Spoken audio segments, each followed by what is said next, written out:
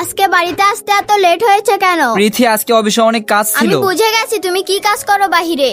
প্রীতি, তোমার মনে হয় শুধু আমি বন্ধু বান্ধবের সঙ্গে আড্ডা দিই। যদি এমনই করো আমার সঙ্গে কাল থেকে আমি বাড়িতেই আসবো না। হ্যাঁ হ্যাঁ, আমাকে বোঝাতে এসো না, আমি সবই বুঝি। আমাকে তুমি যা বোঝাবে তাই আমি বুঝবো না। প্রীতি, রাগ উঠায়ও না আমার।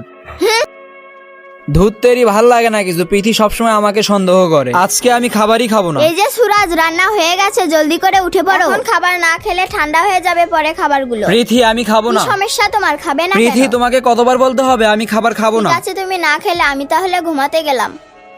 আরে তো 2টা পার হয়ে গেছে। প্রীতি মনে হয় ঘুমিয়ে পড়েছে। আরে তাই তো, প্রীতি এখন ঘুমিয়ে পড়েছে। জলদি করে উঠিয়ে 1 নাম্বার আল্লাহর নামটাকে সুন্দর মনে হলে ভিডিওতে লাইক করে দাও। 2 নাম্বার আল্লাহর ঘরকে ভালোবাসলে চ্যানেলটি সাবস্ক্রাইব করে দাও। আর যদি 2টার ভিতরে একটা না করো তাহলে বুঝে নিব তুমি আল্লাহকে ভালোই বাসো না। তুমি কোনটা করছো কমেন্টে জানিয়ে দাও। প্রীতির উপর রাগ করে আমার কোনো লাভ নেই। আমি চালু করে গিয়ে খেয়ে নেই। আজকে আমি খাবার চুরি করে খেয়েছি, প্রীতি একটুও বুঝতে পারবে না। আরে কি সর্বনাশ, ওখানে কে বসে আছে? হায় হায়, আমার মহারাজা খাবার চুরি করে খাচ্ছে। পেট ভরে খেয়ে চালু করে ঘুমিয়ে পড়ো। ঠিক আছে প্রীতি।